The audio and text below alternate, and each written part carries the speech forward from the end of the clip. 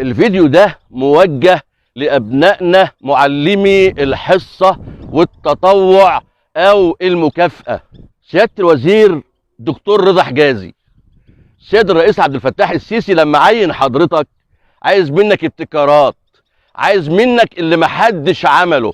ما هو السيد الرئيس اللي أنا بنتمي وبشجعه وبنتمي للمؤسسة الحاكمة المصرية وبحبها عمل كده. انا اتكلم موضوع معلمي الحصه والتطوع، عاوزين حاجه برضو تميزهم، لان هم دول اللي سدوا العجز في المدارس للبلد.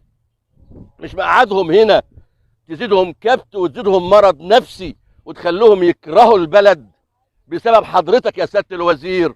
في ايه خبره ايه يعني؟ قال لا، ما انت عندك الملف بتاعه وعندك بيانات وعندك كل حاجه وفيها يا سياده الوزير. يا سياده الوزير، السيد الرئيس قال اللي مش قد منصبه يسيبه ويمشي. اللي مش قد منصبه وعنده افكار ابتكاريه وعنده ابتكار للبلد يسيبها ويمشي. ايه التطوير اللي حصل في التربيه والتعليم؟ ما تعمل حاجه تتذكر لك، اعمل حاجه جريئه مع الناس ديت، مع الشباب اللي زي الورد دول، مع البنات، مع الشباب. سيادتك فتحت الباب بشروط اللي يطلع معاش يشتغل مدرس. يشتغل مدرس بعد 60 يا سياده الوزير، بعد 60 سنه يخش الفصل يعمل ايه؟ يطلع سادس دور ازاي؟ يطلع يعمل ايه يا سيدي؟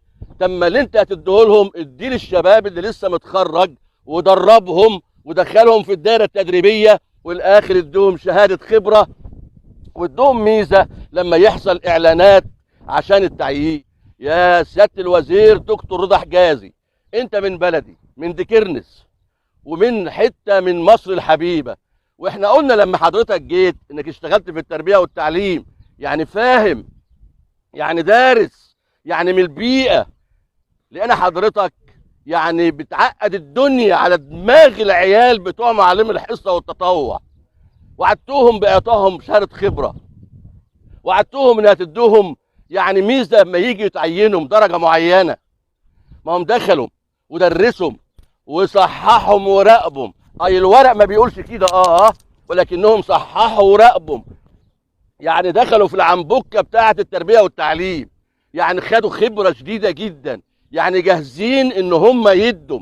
نجح يا سياده الوزير. اخر كلمه هقولها لحضرتك واقولها لاي مسؤول في البلد، مصر مش حقل تجارب، ربنا حباها برئيس ما شاء الله واجهزه امنيه وكل حاجه مسيطره على البلد ومحافظه عليها. ما جيش انا بقى افشل الرئيس. الله، فين ابتكاراتك؟ فين الحاجه اللي تعملها؟ فين حيثياتك؟